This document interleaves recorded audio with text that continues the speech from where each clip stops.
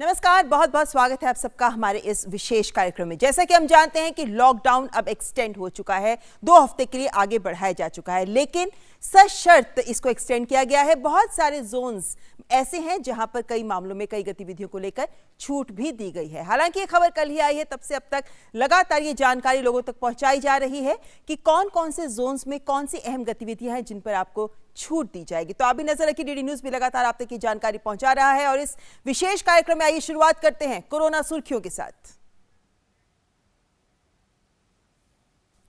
उससे पहले आपको बता दें कि देश में कोरोना की इस वक्त की तस्वीर क्या है। कुल सक्रिय मामले 26,535, लेकिन 10,000 से ज्यादा मरीज ऐसे हैं जो इनमें से पूरी तरह से स्वस्थ हो चुके हैं, लेकिन 1223 ऐसे भी मरीज हैं जो अपनी जान गंवा चुके हैं। लेकिन कुल मामले की बात करें तो 37,775 कोरोना संक्रमित लोग हमारे इस वक्त देश में हैं, लेकिन सक्रिय मामले इनमें से 26,535 हैं। तो यह है इस वक्त की ताजा तस्वीर। आइए अब देख लेते हैं कोरोना सुर्खियां। ऑरेंज जोन में व्यक्ति और गाड़ियों की आवाजाही पर गृह मंत्रालय ने किया स्पष्ट, बस परिवहन पर प्रतिबंध, 2 सवारियों के साथ चल सकेंगी टैक्सी और कैब एग्रीगेटर। अनुमति प्राप्त गतिविधियों के लिए 4 पहिया वाहन में ड्राइवर सहित 2 सवारी के साथ अंतर जिला आवाजाही की अनुमति।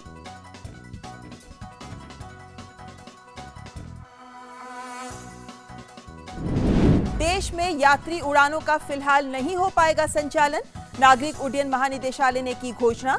17 मई तक प्रतिबंध रहेगा जारी। उड़ानों को शुरू किए जाने को लेकर सही समय पर दी जाएगी जानकारी।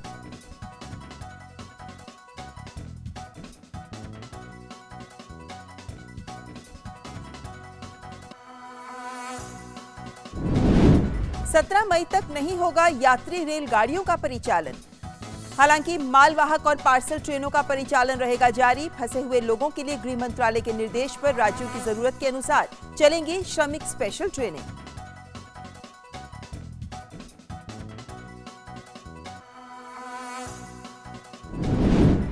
कार्मिक और प्रशिक्षण विभाग ने केंद्रीय प्रशासनिक अधिकरण के लिए जारी की एडवाइजरी। रेड और ऑरेंज जोन में अति आवश्यक कैट मामलों को ईमेल के माध्यम से किया जा सकता है दर्ज।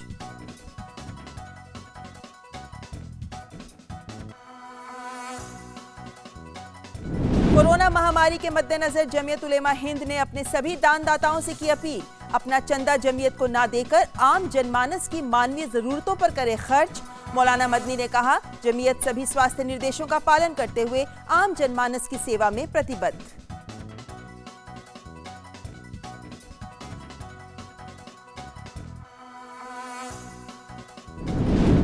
उत्तराखंड के तीर्थयात्री 4 मई से कर सकते हैं केदारनाथ के दर्शन। मुख्यमंत्री त्रिवेंद्र सिंह रावत ने कहा, ग्रीन जोन में अंतर जिला आवाजाही की अनुमति के चलते राज्य के तीर्थयात्री जा सकते हैं केदारनाथ, लेकिन सोशल डिस्टेंसिंग समेत अन्य नियमों का करना होगा पालन। कोरोना से सुरक्षा जरूरी।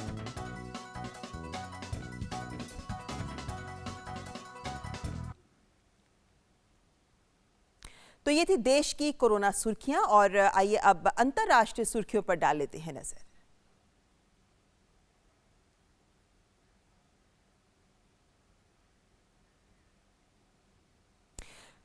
और अंतर्राष्ट्रीय सुर्खियों से पहले आइए आपको लिए चलते हैं ग्राउंड जीरो रिपोर्ट्स की ओर। जैसा कि हम जानते हैं कि हमारे पूरे देश में जो जमीन पर काम हो रहा है, इस कोरोना संक्रमण से निपटने के मद्देनजर बहुत सारे काम ऐसे हैं जो जमीन पर हो रहे हैं। उदाहरण के तौर पर जिस तरीके से हम जानते हैं कि अलग अलग जोन्स में गतिविधियां चालू की गई हैं, तो हम लगातार आपको ये जानकारी भी पहुंचाएंगे और ग्राउंड जीरो रिपोर्ट्स के जरिए आपको कार्यक्रम में आगे बताएंगे कि किस तरीके से विभिन्न वर्ग आगे बढ़कर इन मुश्किल समय में भी मदद का हाथ भी बढ़ा रहे हैं। और जैसे कि मास्क एक अभियान की तरह देश में शुरू हुआ है, मास्क इंडिया एक अभियान सोशल मीडिया पर भी चल रहा है, उसके मद्देनजर वर्ग अलग अलग हमारे सामाजिक वर्ग हैं जो आगे बढ़कर आ रहे हैं और मास्क बनाने में भी अहम योगदान दे रहे हैं। तो आइए देख लेते हैं ग्राउंड जीरो रिपोर्ट। परदेश में आए थे काम पर, अब अपने देश को जाते हैं। कोरोना महामारी के चलते प्रवासी मजदूरों के लिए विभिन्न राज्यों की सरकारें राहत के कई कदम उठा तो रही हैं, लेकिन इन प्रवासियों की मांग पर अब अपने गृह राज्यों के लिए इनकी वापसी शुरू हो गई है। भारतीय रेल ने फंसे हुए मजदूरों, तीर्थ यात्रियों, पर्यटकों और छात्रों को वापस भेजने के लिए विशेष श्रमिक स्पेशल ट्रेनों का संचालन शुरू कर दिया है। लॉकडाउन के कारण केरल में फंसे ओडिशा के 1100 प्रवासी श्रमिकों को लेकर विशेष ट्रेन का सिलसिला कल एर्नाकुलम जिले से शुरू हुआ, जहां से ट्रेन भुवनेश्वर के लिए रवाना हुई। ट्रेन में प्रवासी श्रमिकों के लिए पर्याप्त भोजन और पानी का इंतजाम किया गया और सोशल डिस्टेंसिंग भी सुनिश्चित की गई। इसी क्रम में 6 कोच वाली एक विशेष ट्रेन 332 मजदूरों के साथ शुक्रवार को महाराष्ट्र के नासिक रोड स्टेशन से भोपाल की ओर रवाना हुई। लॉकडाउन शुरू होने के बाद फंसे इन मजदूरों को नासिक में एक शेल्टर होम में रखा गया था। वहीं शनिवार को 840 मजदूरों के साथ एक ट्रेन नासिक से लखनऊ के लिए भी रवाना हुई। व्यवस्था सर बहुत बढ़िया हुई। मेरे को सबसे अच्छा लगा कि मतलब कानून ने बहुत अच्छे से सपोर्ट किया हमारा। अच्छा लग रहा है कि सर हम हमारे मतलब माँ बाप के साथ रहें, अच्छे से मतलब वो करें, इसलिए मेरे को भी बहुत अच्छा लग रहा है सर। सिंगवा से आए थे, आटा मेदल आए थे बम्बई का, खाली करके वापसी आ रहे थे तो दुआ का फिर हमको पकड़ा।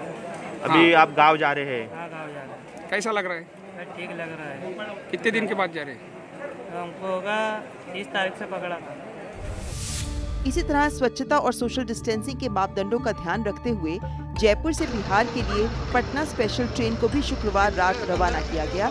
इस ट्रेन में केवल उन्हीं यात्रियों को अनुमति दी गई जिनको राज्य सरकार द्वारा चिन्हित किया गया था। कोटा में फंसे हजारों कोचिंग छात्रों के लिए भी कोचिंग स्टूडेंट स्पेशल ट्रेन चलाई गई। रेल मंत्रालय ने सिंगल ट्रिप स्पेशल ट्रेन चलाने की इजाजत दी है, जिसमें झारखंड के 942 स्टूडेंट शुक्रवार रात 10 बजे रवाना हुए। लॉकडाउन के बाद केंद्र शासित प्रदेश जम्मू कश्मीर में बड़ी संख्या में देश के विभिन्न हिस्सों से आए लोग फंस गए थे, लेकिन सरकार उनके बचाव में आई और 17,000 से अधिक फंसे हुए मजदूरों और यात्रियों को देश के अन्य हिस्सों में पहुंचाने की सुविधा प्रदान की गई। इस बीच वापस आ रहे मजदूरों के लिए भी विभिन्न सरकारें विशेष तैयारी कर रही हैं। इसी क्रम में बिहार में भी दूसरे प्रदेशों से आने वाले श्रमिकों, छात्रों और तीर्थ यात्राओं से लौट रहे लोगों के रहने और खाने की व्यवस्था की जा रही है। बिहार से बाहर रह रहे लगभग 29 लाख श्रमिकों ने अपना रजिस्ट्रेशन राज्य सरकार के पास कराया है। शनिवार को जयपुर से 1178 यात्रियों को लेकर एक श्रमिक स्पेशल ट्रेन पटना जिले के दानापुर स्टेशन पहुंची, जहां से इन यात्रियों को विशेष सैनिटाइज की गई बसों से उनके घरों तक पहुंचाया जाएगा। इन्हें पहले उनके गृह प्रखंडों में ही बनाए गए क्वारंटीन केंद्रों पर रखा जाएगा। 2 हफ्तों तक कोरोना के लक्षण न दिखाई देने पर उन्हें उनके घर भेज दिया जाएगा। Bureau report, DD news. तो विभिन्न देशों से इन प्रवासी श्रमिकों के लिए ट्रेनें चलाई जा रही हैं ताकि इन्हें इनके गृह राज्यों तक पहुंचाया जा सके। और अब खबर जोधपुर से है, जहां लॉकडाउन के तीसरे प्रकरण के तहत केंद्र सरकार की गाइडलाइंस के अनुसार औद्योगिक इकाइयों ने काम करना शुरू कर दिया है, जिसके अंतर्गत केंद्रीय शुष्क क्षेत्र अनुसंधान संस्थान काजरी जोधपुर की पशु खाद्य औद्योगिक इकाई ने भी कुछ कर्मचारियों को काम पर बुलाकर अपना आवश्यक कार्य प्रारंभ कर दिया है। इस दौरान सोशल डिस्टेंसिंग का भी पूरा ध्यान रखा जा रहा है ताकि संक्रमण ना फैले। श्रमिकों को सैनिटाइज कर, हाथों के दस्ताने और मास्क लगाकर काम शुरू किया है। आपको बता दें कि यहां पशुओं के लिए पशु वाटिका बनाई जाती है। ऐसी शोध जो कि पशुधन के ऊपर की जाती है, वो शोध एक सतत प्रक्रिया है, उसको जारी रखना होता है। इसी चीज़ को ध्यान में रखते हुए और भारत सरकार और जो लोकल एडमिनिस्ट्रेशन है उनकी गाइडलाइंस को ध्यान में रखते हुए हमारे संस्थान में जो डाटा लिया जाता है, जो रिसर्च का प्रोजेक्ट चल रहे हैं, वो कंटिन्यू कर रहे हैं। हमारे पास जो 300 के करीब पशुधन है, उन पशुधन को समय पर चारा, समय पर पानी और उनकी जो भी न्यूट्रिएंट्स रिक्वायरमेंट है उसका पूरा कर रहे हैं। काजरी में जो पशु उत्पादन का जो हमारा विभाग है, इसमें निरंतर हमारे एक्सपेरिमेंट चलते रहते हैं। उसी एक्सपेरिमेंट को लॉकडाउन में भी जारी रखना बड़ा आवश्यक था और उसको देखते हुए हमने जो श्रमिकों की है उनको श्रेणीगत और जिस तरह से ज़रूरत कम से कम लोगों की हो उस तरह से हम बुलाने की व्यवस्था में लगे हुए हैं। हमने दूरी रखे, सैनिटाइजर हाथ धो के, जानवरों का थोड़ा ख्याल रखे, ये भूखे पैसे नहीं रहे, इसीलिए चराने के लिए, सारे के लिए दाना पानी के लिए आ रहे हो आप? हाँ।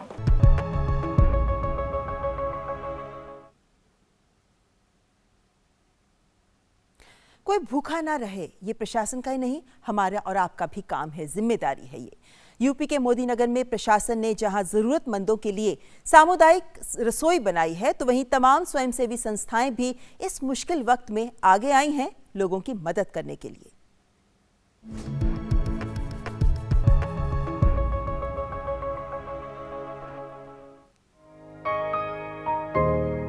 कोरोना के संकट के समय सरकार के साथ समाज के लोग भी बड़ी संख्या में आगे आए हैं। इसकी एक और बानगी देखने को मिली गाजियाबाद जिले के मोदी नगर में। इलाके में लॉकडाउन होने के बाद से सभी आर्थिक गतिविधियां ठप पड़ी हैं, जिसकी वजह से मजदूरों और गरीबों के लिए गंभीर संकट पैदा हो गया है। इस स्थिति में स्थानीय प्रशासन ने सामुदायिक रसोई बनाई है, जिसमें हजारों लोगों के लिए रोज खाना बनाया जा रहा है, ताकि कोई भी भूखे पेट न सोए। तो हम ये इंश्योर करते हैं कि कोई भी भूखा ना सोए हमारे तहसील में, जिसके लिए हम लोगों ने कच्चा राशन और पक्का राशन दोनों ही माध्यम से लोगों तक राशन पहुंचाने की कोशिश की है। हमारे यहाँ एक सरकारी कम्युनिटी किचन तहसील मोदी नगर में संचालित होता है, जो 8 अप्रैल से शुरू हुआ था और आज तक लगभग 22,000 पका हुआ खाने के पैकेट्स हम लोग वितरित करा चुके हैं। सामाजिक संस्था उत्थान फाउंडेशन पूरे इलाके में लोगों के लिए खाना बांट रही है और राशन के पैकेट भी दे रही है। मोदी नगर में वर्षों से सक्रिय सामाजिक संस्था उत्थान फाउंडेशन पूरे इलाके में लोगों के लिए खाना बांट रही है और राशन के पैकेट भी बांट रही है। संगठन के लोग पूरे क्षेत्र में लोगों को मास्क, ग्लव्स, सैनिटाइजर भी वितरित कर रहे हैं। कोरोना वायरस की जंग को जीतने के लिए लोगों को मास्क और सैनिटाइजर्स बांटे, उनको ग्लव्स दिए, ताकि वो इस रोग से बच सकें और वो अपने और अपने परिवार को इस बीमारी को होने से बचा सकें। इसी के साथ साथ हमने बहुत ज़रूरतमंद लोगों को राशन दिलवाया, उनको भोजन की व्यवस्था करवाई।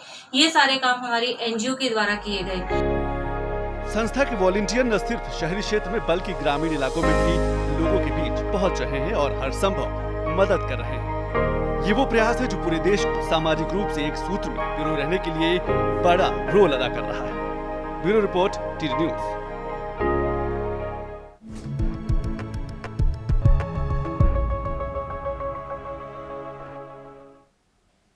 तो आपने देखा कि किस तरीके से विभिन्न लोग मदद के लिए इस वक्त आगे आ रहे हैं। ये थी देश में कुछ ग्राउंड रिपोर्ट्स कोरोना से जुड़ी हुई, लेकिन आइए अब अंतर्राष्ट्रीय जगत में कोरोना किस तरह कहर बरपा रहा है, क्या है मुख्य खबरें अंतर्राष्ट्रीय जगत की कोरोना से जुड़ी हुई, डाल लेते हैं एक नजर। विश्व भर में कोरोना संक्रमित लोगों का आंकड़ा हुआ 33,59,000 से ज्यादा, 2,39,000 ने गंवाई अपनी जान।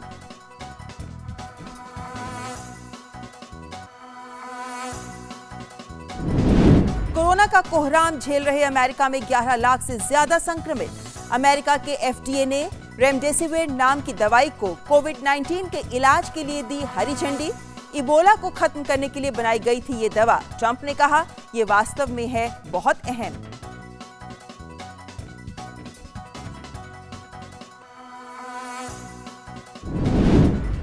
मॉस्को में लॉकडाउन का 5वां हफ्ता समाप्त होने को आ रहा है। सड़कें सूनी हैं, लेकिन कोरोना का कहर थम नहीं रहा। शनिवार को एक ही दिन में रूस में सबसे ज्यादा 9,623 नए मामले सामने आए। कुल मामले हुए 1,24,000 के पार।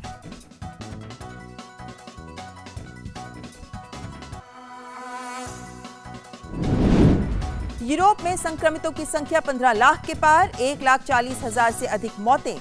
इटली और स्पेन सबसे ज्यादा प्रभावित।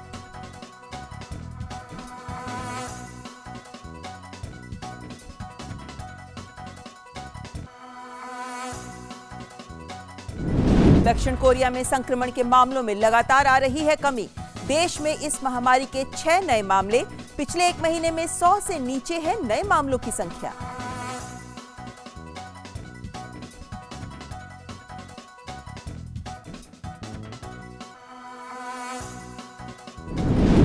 जर्मनी की चांसलर एंगेला मर्केल ने कहा, कोविड-19 वैक्सीन एक बार विकसित होने के बाद दुनिया भर के लोगों के लिए उपलब्ध हो, ये सुनिश्चित करने के लिए जर्मनी देगा महत्वपूर्ण वित्तीय योगदान। इसके लिए अतिरिक्त 8 बिलियन यूरो की होगी जरूरत।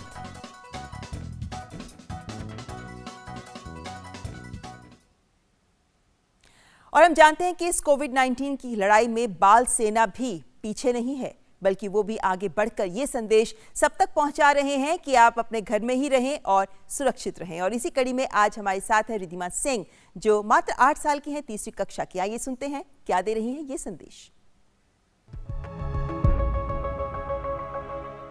Hello friends, my name is Pranay Kulshresht from class 5th A. I am going to share something about COVID-19.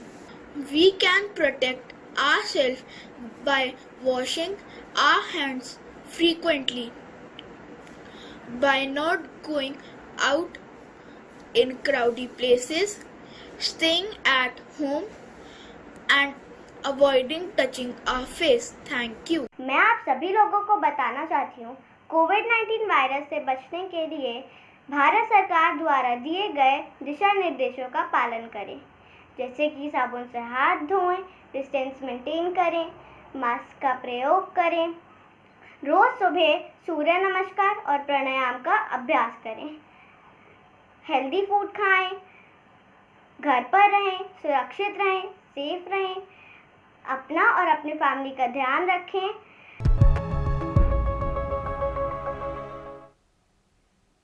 और अब कोरोना से हुई गुड न्यूज़, क्योंकि हम जानते हैं कि लॉकडाउन में बहुत से छात्र घर पे ही रह रहे हैं, लेकिन उनकी क्रिएटिविटी कहीं कम नहीं हुई है। और ऐसे एक उदाहरण हमारे सामने है शुभम का। आइए देखते हैं क्या कुछ बनाया है शुभम ने।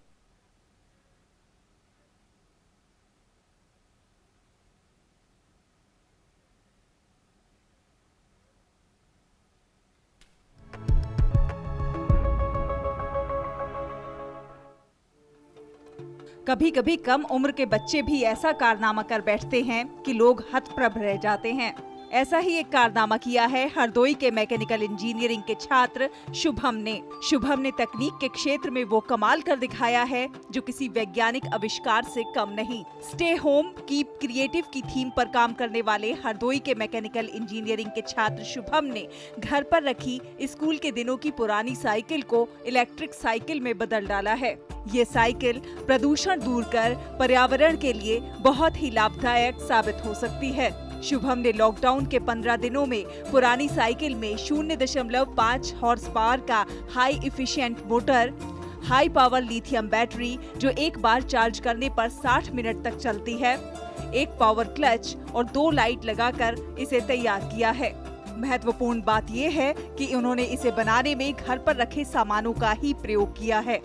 ये साइकिल 1 घंटे में 25 किलोमीटर की रफ्तार से चल सकती है। आपको बता दें कि ये इलेक्ट्रिक साइकिल केवल 6,000 रुपए की लागत से तैयार की गई है। इस लॉकडाउन पीरियड में जहाँ पे मैंने अपनी एक पुरानी स्कूल की साइकिल को, नॉर्मल सिंपल साइकिल को एक इलेक्ट्रिक साइकिल में कन्वर्ट किया है, तो मैंने यहाँ पे ये इस मोटिव पे ये काम किया है कि आप लॉकडाउन में भी रह के अपने कम से कम रिसोर्सेज में अपनी नॉलेज का इनोवेटिव तरीके से यूज़ करके आप कुछ ऐसा इनोवेशन कर सकते हैं जिससे पूरे कंट्री को मोटिवेशन मिले। इतना ही नहीं, इस लॉकडाउन में शुभम ने एक हाई इफेक्टिव ड्रोन बनाकर एक नया आविष्कार किया है। शुभम कहते हैं कि उन्हें इसकी प्रेरणा प्रधानमंत्री नरेंद्र मोदी से मिली है।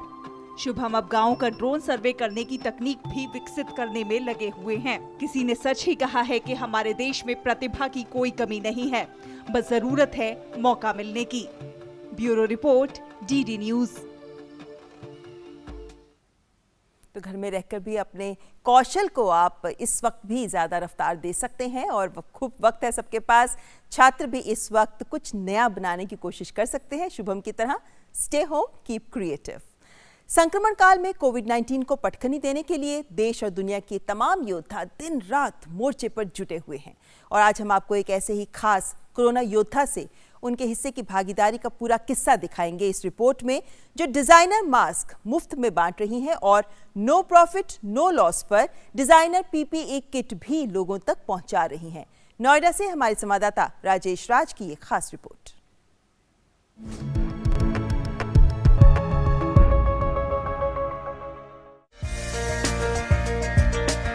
मास्क की तैयार होती ये खेप जिंदगी में रंगीनियत की वापसी का भरोसा दे रही है।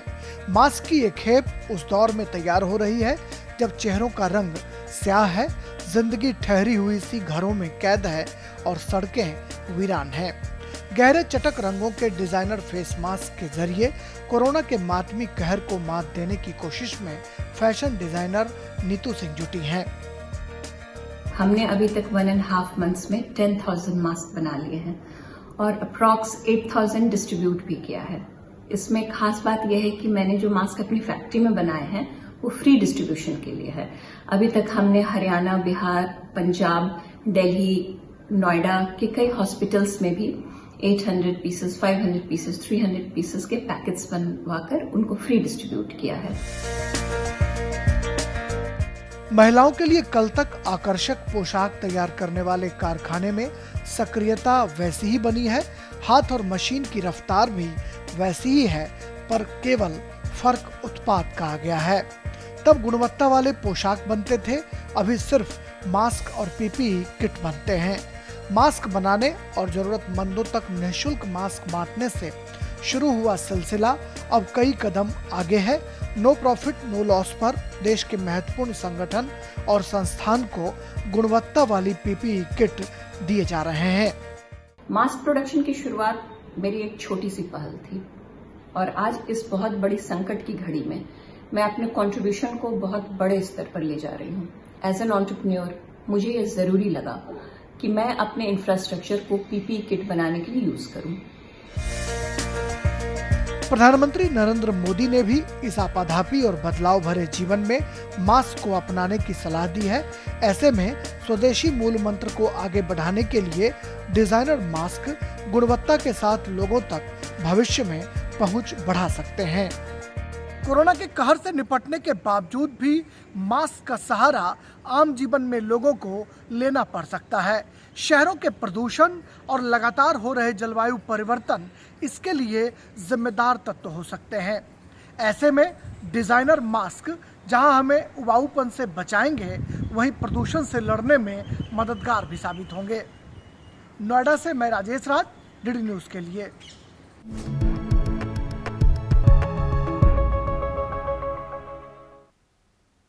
तो आज के इस दौर में अगले आने वाले वक्त के लिए ज़रूर लंबे वक्त तक हमें मास्क की ज़रूरत पड़ सकती है। जैसा कहा जा रहा है, मास्क इंडिया एक योजना, एक अभियान की तरह आगे बढ़ रहा है। और आइए अब आपको कुछ अफवाहों से सावधान कर देते हैं। जैसा हम जानते हैं कि विभिन्न स्रोत के अनुसार अफवाहें लगातार हमारे सामने आ रही हैं, लेकिन इनके बारे में सच जानना बहुत ज़रूरी है। जैसे कि एक अफवाह सामने आती है कि केंद्रीय कर्मचारियों को सुबह 9 बजे से शाम 7 बजे तक काम करना होगा, शनिवार को भी छुट्टी नहीं होगी। इस तरह की एक अफवाह सोशल मीडिया पर लगातार फैल रही है, लेकिन ये झूठ है। ऐसे में सच क्या है ये भी आपको बता देते हैं। और सच ये है कि ये जो दावा किया जा रहा है ये बिल्कुल झूठा है। केंद्र सरकार ने ऐसा कोई निर्णय नहीं लिया है और ना ही सरकार ऐसे किसी भी प्रस्ताव पर विचार कर रही है। तो आप इस अफवाह से सावधान रहें।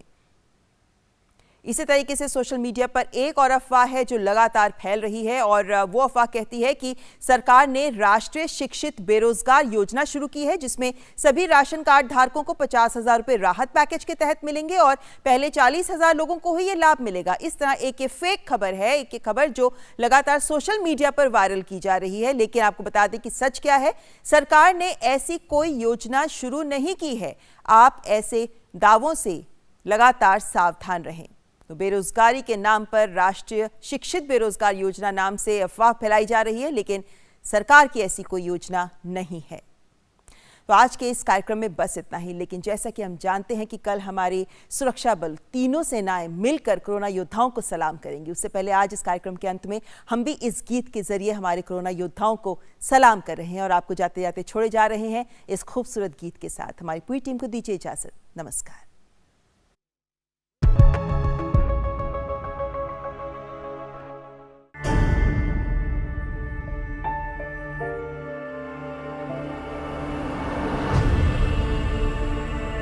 सीमाएं नहीं हैं, पर युद्ध तो है। शत्रु नहीं समक्ष, पर प्रहरी तो है।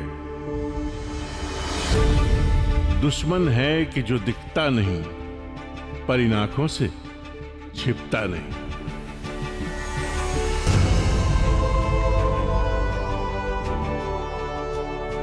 एक अलग जज्बा है इनका, समय को रोक रखा है, काल को मोड़ रखा है।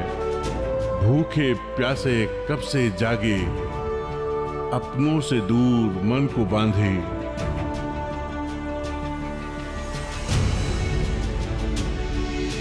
न धर्म की दीवारें हैं, न समाज के ताने हैं, लक्ष्य है, बस लक्ष्य है सेवा का, और ये रिश्ते अनजाने हैं।